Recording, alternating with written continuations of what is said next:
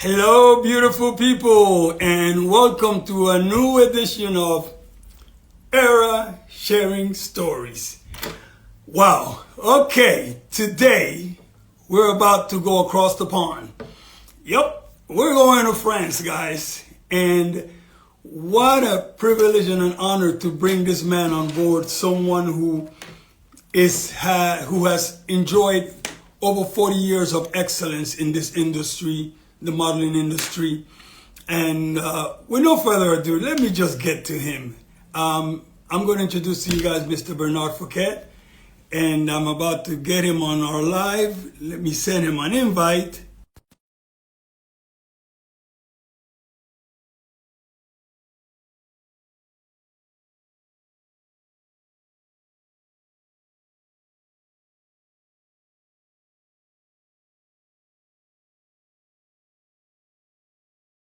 Usually they are in America somewhere.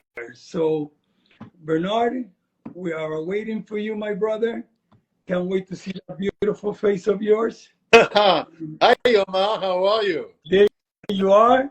Um, Oh my God, I'm so excited. I'm so excited. Oh my God, I don't even know how to begin. My goodness, Bernard. I'm not that good at the technical stuff, but Oh finally, my goodness, well, Bernard. Let me tell you, I am rubbish when it comes to technology. Rubbish, rubbish. But you know what, Bernard? We got it together.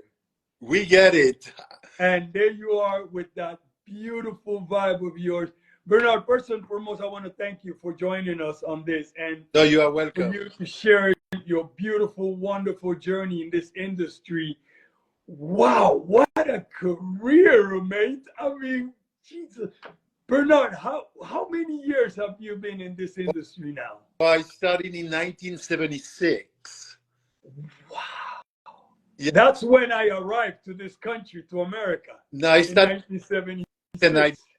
when I moved to America, which was really for good, I used to spend time from the 1980 to 90 between France and America, but I moved really to America in 1990, put my kids to school and stuff like that in Palm Beach. And I studied really again because previously during those 10 years, I became a commercial helicopter pilot, Oh, I which was, did not know. I was not aware that you were a pilot. yeah, I was an helicopter pilot, commercial, yeah. Oh my goodness. Question, Bernard.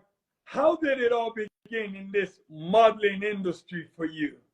That's what the classic story. I was in a separation and I went to Paris and I was walking in a street and I saw that girl I knew. Her name is Corinne Emerdanger. Okay. And Corinne said, "What are you doing in Paris?" I said, "Well, I'm in separation now. I'm going to California. I want to go surfing in California, stuff like that." She said, "Yeah, but you have two kids. And I think maybe you should try because I am an agent at Paris Planning at the time." And she said, "I want to introduce you to the men's board." And we did it. And it was Sophie and Evelyn at the booking Oh table. my God, Sophie and Evelyn, of course I remember them. Yeah, and Evelyn loves me. Sophie did not like me very much. Anyway, I did a test and I went to a casting after a week. And I remember going to my first casting for a commercial for Wrigley's chewing gum. And, and Eli Shuraki came in the room. He was like 50 people, 25 girls, 25 guys, whatever. And he looked at everybody, said, "I want to see you and I want to see you," talking to the girl, and everybody can leave. And that's how I get my first job. And he was really well paid and I enjoyed it. And I said, California is going to be for later. I'm going to try a career in modeling. And that's how it started. So it all started in Paris. In Paris, yeah. And then from Paris, what was your next stop? I stayed in Paris for a while, but I mean, after that, I went to Italy. I mean, I went to Germany for work and stuff like that. And I did that for 3 years. And in 1980, I met my wife, who is American, and I have 3 children with. Oh And my goodness. Nick Fouquet, the maker, was one of those children, you know. And I got to tell you, it is the really funny because film, obviously, you and I share so many friends in common, and we've been at so many events at the same time, and we never got to meet. And then I believe I shared the story with you that I was standing next to Nick at Just One Eye opening when he launched his hats, and I didn't know who he was, and everyone is like, "Oh my, did you say hello to Nick?" I'm like, "Where is he?" He goes, "Dude, he was standing right next to you the whole time." So I've never met Nick, and I'm a huge fan of his work. I always say to people, Nick is part of the 1% community of Los Angeles, the very elite. So you did a great job there, brother. and I mean, in between, because, it's one thing also, I forgot to tell you, when I was starting in Paris in 76, I went to New York in 1979, and I joined Elite at that time. And I stayed for like 6 months or something like that, do the go-sees and things, like it used to be. Now it's not like that. You can go to any city, you don't go to go-sees. Nobody really wants to see models anymore. It's a different time. Yeah. And after that, yeah, I was living, like I said, between America and France, and I passed my license, my flying license. I did a lot of flying in America, but my commercial license, I did it in France, which was valid for all the world in case, but I just flew in France anyway. And I did that, and I moved to Palm Beach in 1990, and I was quite bored in Palm Beach, and Miami was booming, and I said, why not to start, modeling again?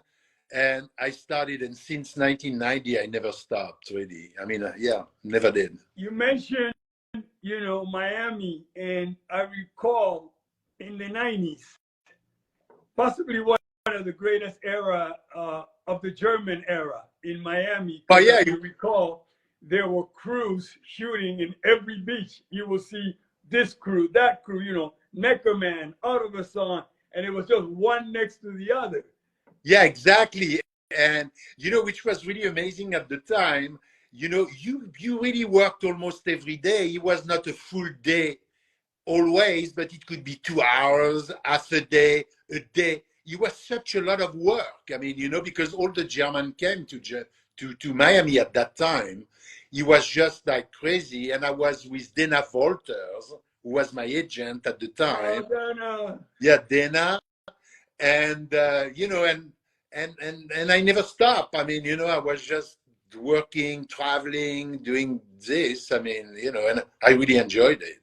Now, tell me about your experience with Tommy Hilfiger, because that was groundbreaking, I believe. Well, yeah, I almost missed it. I tell you why, because I was booked on a job in Italy. Anyway, I had an option for Tommy in New York, and I was confirmed. I went to New York, and the weather was so bad that Trailer, an amazing, nice man, said to the old people, guys, I have to release you, and we will be booked again, because the weather being so bad, we cannot do anything. Right. And in the meantime, I had a booking in Italy, confirmed with flight and everything, and they called me back, and it was exactly at that same time.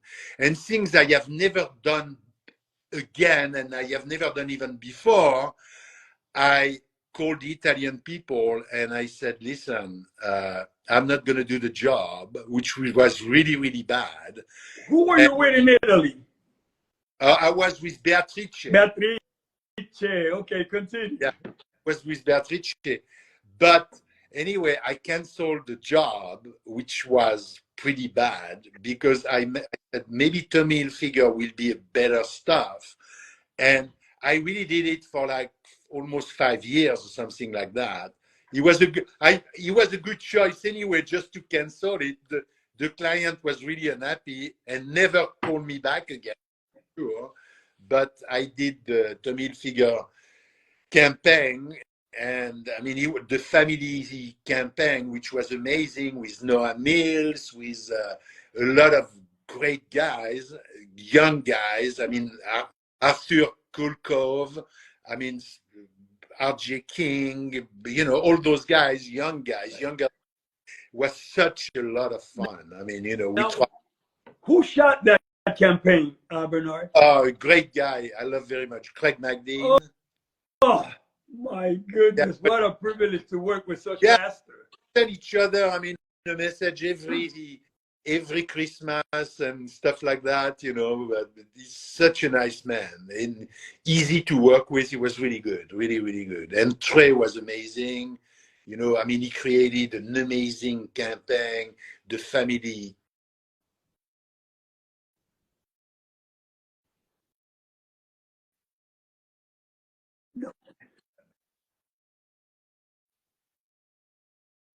Many places I don't even remember, because when a job is done, sometimes I don't even, people said, oh, what have you done lately? I don't remember when it's done. I just like, it's done, I don't live in the past anyway.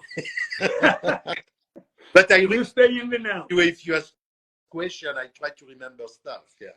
Yeah. Now, Bernard, is there any way you could put in words the journey and the difference in the journey and the industry in itself between late 70s, 80s, 90s, early 2000s to now? Where do you see like the evolution of the modeling industry? What has been your experience throughout? I mean, we're looking at 4 decades of excellence. What would you say? Wow, the 70s was this, the 80s was this, 90s. How would you describe that journey? For some reason, your audio went out. Okay, now you're back. Try to reach me, to call me, and it's always like that. And when you are busy, people want to be in contact with you. And, how I can describe it? I mean, the 70s was really the beginning. It was like a bunch of American in Paris, a lot of American model. I mean, a lot of American model. I remember at the time, and most of them, disappeared because the AIDS stuff. After that, it was kind of bad era at that time. But in terms of business, I was just a beginner, but it was like interesting to meet all those guys. It was kind of crazy era. Everything was nuts, really, and fun. The 80s, I was not really working in the 80s because I was mostly flying. And when I started in the 90s, I was in Florida, in Miami. That was also fun city to be. I mean, know that. And the industry was fun. The people, everything was always moving. It was always something going on, which was exciting. 2000 was also amazing because, I had quite a lot of work. I mean, still doing pretty good. I think it started really to be quite different, I would say, probably a little bit before COVID, it changes. And after COVID, it's really changed everything. Yeah. I agree. I don't, today, it's not the same world that it used to be. I mean, in modeling, it's so different. A lot of models, it was a lot of agencies too. And, I think it is more difficult now. Yeah. But I mean, I have my edge anyway. I have done a lot of my career. I still work. Yeah, I do. Yeah. I know. Yeah. I know. Do you have clients that have been loyal to you for, let's say, 2 decades? And no matter what, they always say, let's bring back Bernard. 1 decade for sure. I had Brooks Brothers. I mean, I worked for Brooks Brothers for like almost 10 years. Yeah. I was with John Pearson, working a lot with John. Of course. Brooks. that's where we met. We met on Brooks Brother, and we are still friends. And we had such a blast. I mean, and John is a crazy funny dude. I mean, we really had a great time. That was really a loyal client. I mean, I had other clients, book me regularly too. And but Brooks was really one of the very loyal. So was Tommy Hilfiger too. Yeah. Right. Question. You're one of those guys that I always said, we always called you as bookers, we called you, oh, he's a money guy. We always said, yeah, he's a money guy. He's not an editorial guy. Did you find yourself did you have success editorially as well as you did advertising-wise? I know you as an advertising guy. No, I think I did. I did few editorial, but I mean, I was more like a commercial guy, really. You were the money guy. Quite, I have done a lot of editorial probably in the past 10 years, I mean, but at that time I was more like, we call it the money guy, because I always, when people say, oh, he's not editorial enough, he's not fashion, but the money really was in commercial. It was not really in editorial, for sure. No, of course. Yeah. Editorial was strictly for exposure. That's all it was. I mean, exposure and freedom of expression, and of course, creating incredible images with, various master photographers. But realistically, you guys, the guys that got called the money guys, I tell you why I bring that up, because I had this conversation with John Anderson, who I had yesterday. I always saw that the money guys, the guys who worked a lot, always wanted to do editorial. And the guys who did a lot of editorial always wanted to do the advertising route. So it was very difficult to find the middle ground. I mean, when you are commercial, at least I was saying to myself, God, I wish I can do few editorial, because, it's a good exposure. It's good pictures for magazines and stuff, which I have done. But at the end of the day, I always will prefer to be the commercial guy. Hey, which I'm not mad at you for that, brother. We share a very great friend in common, and he said to me, make sure you send him my love, Mr. Hoyt Richards. Oh, Hoyt. The exact expression. Talking about a loyal client we had together was a company called Dressman, and we used to travel so much together for Dressman, and we have done so much stuff. I mean, Hoyt is a great guy. I love Hoyt, and we are still in touch. Yeah. Yeah, no, he told me. This is one of my closest friends, so I call him the Messiah. That's my nickname for him. Hey, Messiah. He's like one of those guys who is just magic. For me, he was Hoyt and the rest of the models. Hoyt was the guy. Seriously. That's funny. And I did a show many years ago. For me, Hoyt was really an example for me in this business. And I told him one day, I said, Hoyt, I want to tell you something. We were in Sweden, and I said, I want to tell you that when I did test, I really tried to do the same type of things, clothing and stuff like you did. And he was really pleased, and I totally agree with him, because he was such a good model. I mean, he was, for me, the biggest guy in the business, really. Yeah. I did a show back in the 90s for the E! Network, and it was called Male Models on E! And when they came to Hoyt Richards, they said, tell me about Hoyt. I go, that's royalty in my book. That is royalty. He's been a loyal friend for over 35 years, an incredible person that I have incredible, immense love for. So I was happy when I said to him, I'm going to do something with Bernard. He goes, I can't believe you don't know each other. Yeah, and extremely educated guy too, very, very intelligent, good conversation. I mean, that guy is amazing, seriously. So I need to ask you something. In terms of the industry as a model, I find it remarkable, and what an incredible achievement to raise a family as a model. And how did you manage with the traveling and leaving your family behind. I mean, how did you manage that, man? No, no, let's, I mean, you know, it's a little bit private, but it doesn't matter. You know, I had two girls. My first marriage, I had two girls. And my second marriage, I have three children, two girls, one boy. And when I got, you know, when I got divorced, they were so little that I could see them, but I was not really raising them like, you know, like a very compact family, sort of, you know. And I have to say the only one I really raised from A to Z is my last one, Anouk, who just got her license in law, which I am very happy about. Yeah. And she's going to do a master now anyway. But it was never, you know, you need to be with a partner who accept the fact that you have to travel all the time. Because I remember when Anouk was little, I remember being away for 2 months, coming back just 2 days home. That is really crazy. Yeah. You know, going to South Africa, going to Los Angeles, back this, that. I mean, I was really away, stop in London for a job in Germany, back to South Africa. That was really, I remember, like a crazy time because you don't see the family at all. You just call, and that can be difficult also because you feel lonely, but that's the price to pay in this business too. Because if you want to work, you really have to travel, you know? Yeah, you have no choice.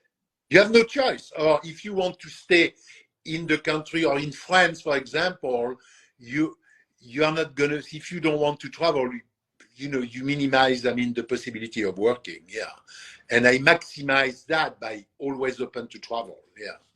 Question, Bernard. I know that you spent time in Los Angeles, and it came to my attention the other day. I go, people always say, "Oh, I've seen that guy in this movie or that movie." Did you ever get the acting bug, especially when you lived in Los Angeles? No, not at all. First of all, when I moved to Los Angeles, I spent like a year and a half in LA. I was divorcing, and I mean, I got sober in Los Angeles, and I was working on my sobriety for a year and a half being in LA. I think I did one job with a guy who passed away, who was a good friend of Bruce Halls. And I don't remember his name now, but he will come back. And I did just one job. I remember I was with him, and I met him in Paris because we did a fashion show in the 70s together. Was it Nick and I Constantino? No. He was Todd Irving. Yeah, Todd. With Todd. And I remember doing that job. He was like, my God, I always would remember that because the makeup artist really was doing this, like this, and putting stuff on my face. It was disgusting. I remember it was disgusting. And I said, what are you doing? She said, this is what we do. And I like, okay, whatever. It was disgusting. And when I was about the movie stuff, no, I never had the desire to be an actor at all. Not at all. At all. I mean, I have done a little part of a movie with Angelica Houston. It's a funny story too. He was in Miami, and I had to hold her hand and said how much she was beautiful and I loved her, and I was always had a crush on her. My hand was so wet. I mean, wet. And apologized to her, and I said, listen, I'm really sorry. She speaks fluently French. She said, don't worry, that's fine. Anyway, she explained me stuff about her life. We talk, and believe it or not, 2 or 3 years ago, Nick did his campaign with Angelica Houston, and he wanted me on it. And I remember coming in front of her and said, hi, Angelica, this is Bernard. I don't know if you remember, but we worked together on a movie called The Perez Family. She said, no, I don't remember. And I started laughing, And I mean, I have her number. We exchanged some text. I mean, for a little bit. And I said, God, I am not surprised she doesn't recognize me. I was so. I just find it so crazy that Hollywood never, forget the fact that okay, you never pursued it, but that Hollywood never came knocking at your door because you have such a fantastic cinematic face. It's such a cinema face that you have and a I cinematic look. Yeah, but thank you so much. But I think it was not. I was not made for that. It's not. I never even tried to say, "Oh, let's do something." It never appealed me at all. I don't know because first of all, when I hear my voice, when I am acting, like I did with Angelica Houston, which was my only thing really. And when I was hearing myself talking to her, I said, God, everything is wrong. I mean, the tone is wrong. Everything is wrong. I did not like it. And I said, my God, don't make a fool of yourself. Stay where you are. And that's it. Yeah. Tell, I tell me never. about your experience in, we spoke about Miami, we speak about LA. Tell me about your New York experience, which in my world, New York is even I live in Hollywood, but to me, New York is the greatest city in the world. Share some Well, I mean, experiences about New York City. yeah, that was, I mean, end of 70, really beginning of the 80s. And yeah, I mean, I really enjoyed New York. I loved it. It was quite interesting. It was those go-sees. If you want really to succeed in New York, you cannot really stay just 3, 4 months. You have to stay at least a year, because the people are accustomed to see you, this and that. I did not have really a career in New York. I mean, to be honest with you, I did some jobs, but it was not like the market really opened for me. Like my friend, you probably know him, who lives in Palm Beach, Denis Lamarche, for example. Oof. Yeah, Wow. and I was with Elite and the owner, which was Casablanca, and I meet Casablanca, but the guy in charge of the men division was a model called Bob Mena. Bob Mena was my landlord. Oh my God, it's funny. Bob Mena was at the men's booking. I mean, he was like the director of the men's booking or something. Yeah. And he was a bunch of guys. But, I was quite young too. And I mean, young. I think I was like 26 or something. Yeah. Young. And I think was seeing all those guys, working this, that. He was he was kind of, I was a little bit shy about the whole thing, at the time. I remember, to be honest, yeah. But, I moved back to France, and after that, things started, and yeah, yeah. I have a long career, I have to say, very long. Tell me about shooters, photographers that you shared not only work time with, but that you became friends with, whether travel the world or share family, trips together. Well, Tell me about photographers that you've worked with that you were very dear to your heart. yeah, no, I mean, this guy. I mean, I have worked with really good guys like Peter Lindbergh or Annie Leibovitz. He was Craig McDean, André Rowe. I mean, very nice man. But on set, I always create something to talk with them, and because it's always good to know people. I love to know people a little bit. I love to socialize a little bit, on set. It's always nice. You cannot be just sitting, having your book and waiting. It's good to just, I mean, have a connection with the people. And, I always had connection with all the photographers. And sometimes, we have talked about families, things like that, But I never had like to say, oh, this photographer is an amazing friend of mine. No, because, it goes back, you leave, you come back, you work again with the guy, stuff like that. But stay in touch, but I mean, saying like, intimate friend or stuff, no, because also I have to say, I mean, at all that time, those guys were super busy. You know, they don't have much time to. You know, they see models all the time. Of You course. cannot, you know But what I mean? I love how casually you mentioned three names. So casually, you said, "Well, yeah, Peter Lindbergh, Annie Leibovitz, and Andorra, who was like Because three masters." Tell me like, about your experience with Peter. yeah, they are great people I've worked with, and you know, I had a good friend photographer. Yeah, I have a good Italian photographer called Carlo Miari, Fulcis, who is, you know, used to shoot a lot of Brooks Brother. I mean, he was the Brooks Brother photographer. We have good friend. I have been to his house in Ireland. I mean, off the coast of Sicily, stuff like that. We are still in contact.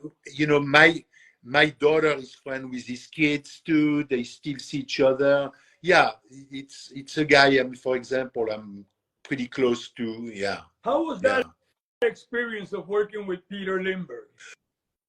He was great. I mean, you know, the first time I worked with Peter Lindbergh was probably in 1977 or 78, Wow. and German champagne, I remember, and he was young and he was a cool guy. I mean, Peter was a very, very nice man. I mean, always paying attention to the people around him. When he was leaving, always, you know, saying goodbye to everybody. You know, from the guy who make the sandwich to the guy who is the producer, whatever. Amazing man, amazing man. And a woman I really enjoy working with Annie Leibovitz, because he was. How was that? Yeah, that was amazing. He was in Miami, and the shoot was on a boat, a sailing boat, and we were staying in Miami, but the shoot was in Palm Beach. And I remember her. She was coming down. I was waiting with the team, you know, in the stairs of the hotel in Miami, and she came down and she looked at me and she said, "Oh, that's you. I know I got my picture."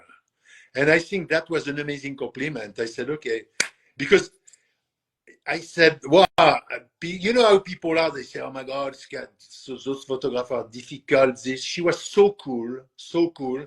And I remember that I after the job, she was on her computer to pick up the picture she wanted to, you know, she was looking at. And I went behind her back and looking at the computer, and she said, no, don't do that. And I said, oh shit, I mean, it's so bad what I have done. I went and sit down with my book, and she came with the computer. She said, do you like this one? I said, yeah, it's great. She said, okay, this is this one. That's a good story. Yeah. That's a good story. That's, now, Bernard, question. Do you still fly? do you still want to fly? Do No. you still fly? No, I don't. Really? What's the reason? Why? How come? Because I think I think when you get a little bit older, you don't have the same skill. You know, you mean what? The adrenaline is not there? Yeah, it's not the adrenaline. It's just that the fact that you don't feel as good as when you are younger because you are faster. You know, helicopter flying is quite dangerous. If you really have to be extremely concentrated. It's not like driving a car. It's a little bit more complicated, and you know, you have my brother-in-law who introduced me to plane and helicopter. I saw him at Christmas, and I said, "Oh, do you still have your plane?" He said, "No, I sold everything because, you know, getting older, it's more difficult to be concentrated and stuff like that, and you need to be." Yeah, and I think he's right. He's right. You know, you don't want to kill yourself just for, you know, having fun once in a while. No, but no, I don't fly. I don't miss it. I mean, I have to say, I have to say that when I finish something, I have no regrets whatsoever. I have done it. It's fine. I never regret anything. It's not in my way of. That makes two of us. No regrets. Process things like that. No, I try to live much more in the present now, The past is the past. It's good because you learn from the past. The future, that's true. I don't know. I live sometime in the future. That's wrong. I try to be really most of the time in the present. Yeah, which is what we all have to do in a way. What And what where are you now, Bernard? Where are where you I am? residing? Where do you live now?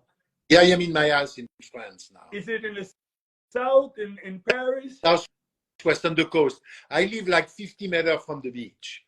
I mean, I just walk like 1 minute and I am on the beach. Yeah. Oh, how But, beautiful! yeah, yeah. Do you go? Do you swim a lot? Do you go swimming every day? I jump in the ocean. I don't swim really in the ocean, but I swim in the swimming pool it's a big swimming pool, owned by the city. And I go and I do 3 times a week. I try to do 40 laps or something, and I do a lot of walking. I don't run anymore because it's really too tiring, but I do a lot of walking. Yeah, I walk like 10 kilometers sometimes, like 2 times a week or 3 times a week. It depends. Yeah, I alternate between swimming and you stay active. Yeah, I stay very active. Which is very important. How about sailing? You ever sail? I did. I don't do it anymore. You need a boat. I don't want to buy a boat. A boat, it's too much complication. It's too complicated. Yeah. It's high maintenance. It's high maintenance. First of all, you're happy when you buy it, and you are so happy when you sell it.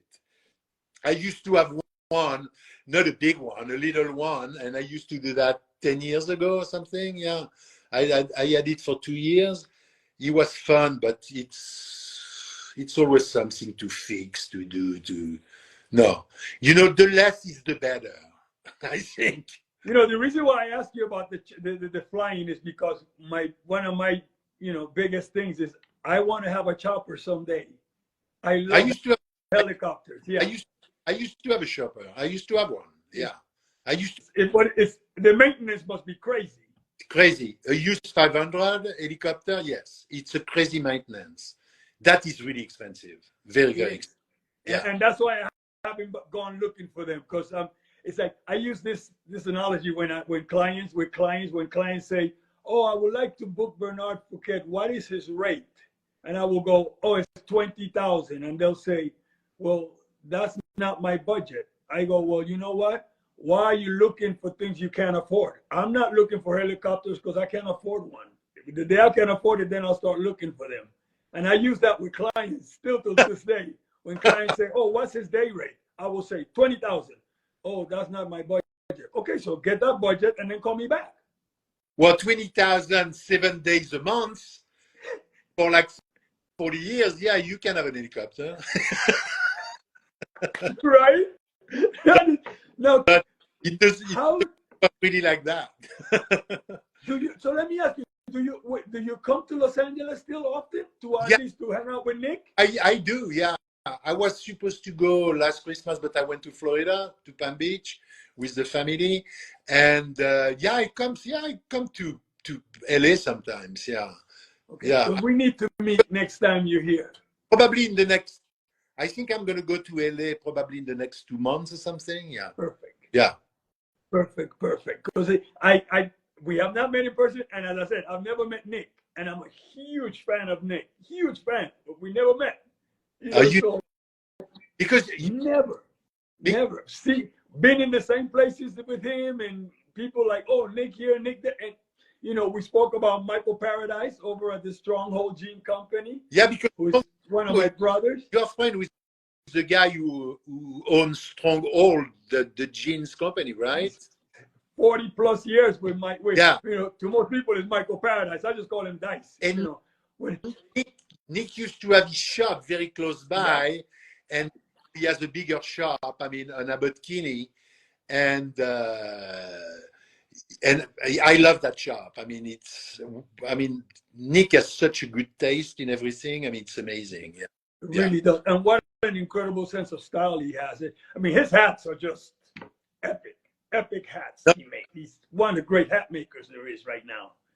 And I have one of my daughter, his sister, who lives also in Los Angeles. Oh, really? Now, do you wear a lot of Knicks hats? No, I do. I do. I love to wear hat during the summer. I am really more crazy about straw hats. I love straw hats. Yeah. Do you own a Panama straw hat? Yeah, yeah, I do have like 4, 5 or something. Yeah, yeah, yeah, yeah, yeah. Yeah. He's nice with me. I mean, by the way, it's a long time he hasn't given me or doing hat for me. I should ask him again. No, I'm just kidding. You You can spoke, have two where you were one at a time. you spoke about, your career. Obviously, you've done incredible success with commercials. Talking about commercials, I've been dying to ask you this. Are you a SAG member? I was SAG, yeah. Okay, so you were SAG before, and then obviously because you don't live in America, no Yeah. reason to keep it up. No, no reason to keep it up. And to be honest with you, I mean, each time I receive something, it's non-union, and I don't. People that are you SAG? I don't even know if I say I am SAG or non-union because I don't contribute on SAG anymore. I really don't know the status of that. To be honest with you, I I guess if it's a SAG commercial, I probably can do it. I don't know. But obviously, it seems like it's not that many SAG commercials going on. And also, No. in America, if you don't do the casting, you never will get it anyway. Well, nowadays, as you well, probably you're aware of it, is like you said it, going on castings. Nobody goes on castings anymore. Everything is what we're doing right now. Everything is online. But to be honest, when you receive like an email saying, you are requested for this, but you need to do this, and this, and I am like, it was so much better to be in front of a casting director because he really could direct you. And when you receive that, you said, what am I going to do? What's the feeling? What they really want? It's so not good enough, I mean, to do a good casting from my point of view. I don't like that at all. I, I'm not crazy. I No. think, half of the fun in this industry was, like you said earlier, going and go sees and meeting people. Whether you got the gig or not, you got to meet someone, and at some level, you kind of connected, and they Sure. kept you in mind for future projects, which now, just putting yourself online on tape, I agree with you. I don't think you could give them the whole No. vibe because you're talking to a machine. You're not talking to a person. Yeah, you don't have the guy behind the camera for the casting can say, listen, let's do it again, because you will be much better doing like this. If you said that, if you move like this, in fact, when you are alone in front of the camera, hi, I'm Bernard. I live in France. Da, da, da, da, da, da. I show you my profile, show you my hand. And okay, now you have like a little text to say. First of all, when it's in English or for America with my very deep French accent, I know I never will get it. And I don't really bother. But when it's the German people love to do that, to send you stuff, like this for casting online. And I send the tape, but I don't like it really. I agree with it. Is so difficult. I feel bad for the new generation of talent that has to go through this because I just don't know how do you do that. You're talking to a screen. I mean, you want me to show you humanity, but it's a screen I'm talking to. Yeah. So that becomes really, really difficult. How did you end up with Nadia? Nadia, that's Nadia. Nadia. I love Nadia, and that's an amazing story because I I remember I was with Ford in New York, and I knew Nadia. I knew the reputation of Nadia. I knew when she had her agency in Miami. I always wanted to join Nadia, and it never happened in Miami. But when I was with Ford closed the department I was with, and I had no agency in New York. And out of the blue, I called Nadia, and I said, listen, Nadia, I don't have an agency in New York. She said, well, you come with me. Just like that, come with me. And Anyway, to make the story short, I went with Nadia, and Nadia moved to Major after that, and I followed Nadia. And we had an amazing connection together because, first of all, we are both Sagittarius. We think the same on so many things. And she's so, for me, she is actually the person who knows the business, the old style business. She knows how it works. She's in the business for such a long, long time also. And she knows, and we connect very well, whatever. We are friends. I mean, it's not just my agent. She's a friend, and we talk freely together. And that's how I started with Nadia, which was probably 10 years ago, 12 years ago, or something like that. Yeah. That is such a great. I did not know you were Sagittarius like Nadia, which means that you speak your mind and you don't hold punches. As you know, I mean, Nadia doesn't hold punches, and I do like the fact that you mentioned how she runs the industry the way it used to be, because she doesn't pimp her models, and I love that about her. She sticks to the. I love with Nadia, to be honest with you, Nadia works for the model. Yeah. She has clients, but she works for the model. She doesn't work for the client. He was like not such a long time ago. I was requested on an option for Ray-Ban, and she said, I remember she called me and she said, I don't want you to do Ray-Ban. I'm sorry, because it's a worldwide campaign. It's not enough money. It's this and this and that. No, I don't want you to do that. I said, okay, if you said so, fine. That's what I call an agent. She's not a booker, she's an agent. She goes for the best for you. Yeah. That's what I feel bad for the new generation of models that are coming up, because I know she has that agents today, bookers, not agents, because I don't know. I call Nadia an agent. I don't call her a booker. Yeah. She's I don't think they put the effort. I'm very much. The difference between those young bookers in Paris, for example, and stuff, they don't build any career. Nadia can say she built career for guys. She has done it. Yeah, I just think the new generation, because of the digital era, they spend more time, on their smartphones or whatever, and not having that humanity and meeting people, meeting clients. Listen, I'm so happy you mentioned, go-sees, because we do come from a generation where you have to meet people. I really believe you have to meet people to create that vibe. Everything was about a vibe, and pick up a phone, speak to people. I'm still big on picking up the phone. I text like everyone else, I WhatsApp, but I really want to talk to you. I want to hear your voice. Yeah, and I remember something also really interesting. When you get pictures, and I had agencies all over the world in every country.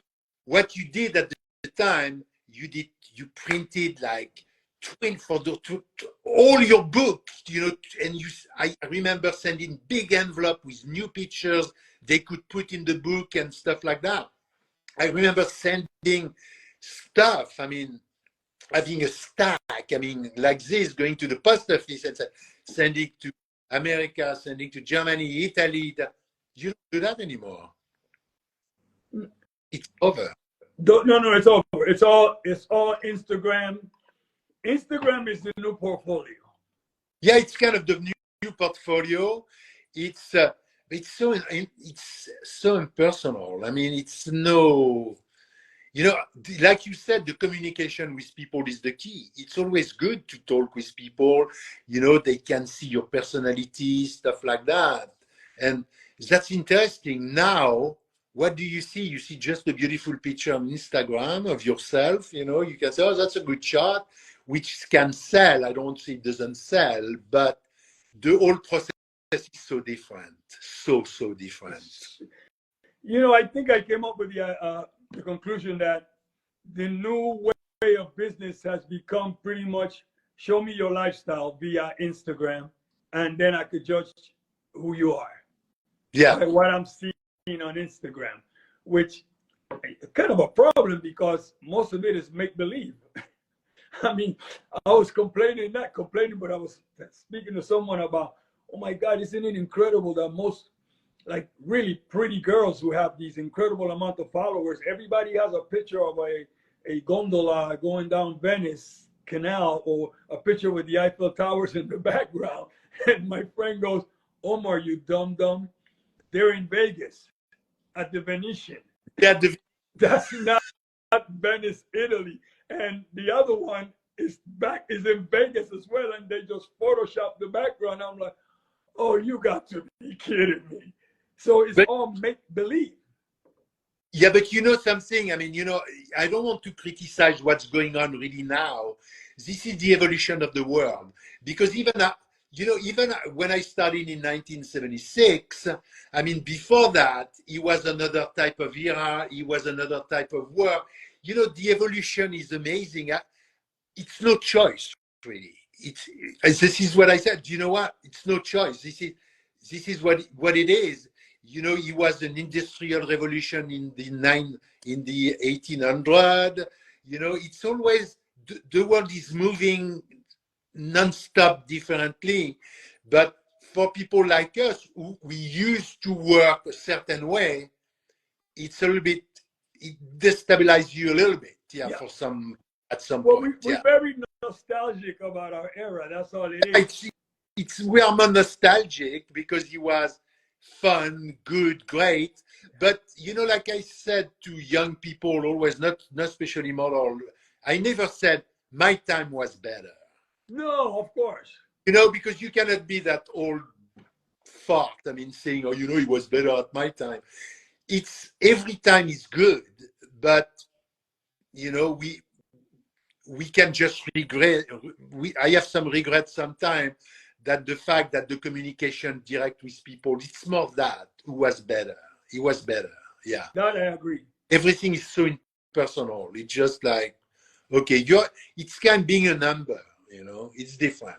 Well, very different. As long as I'm around, I will continue to preach humanity, integrity, respect, and give respect when respect is due. And with that said, I want to pay my respect to you.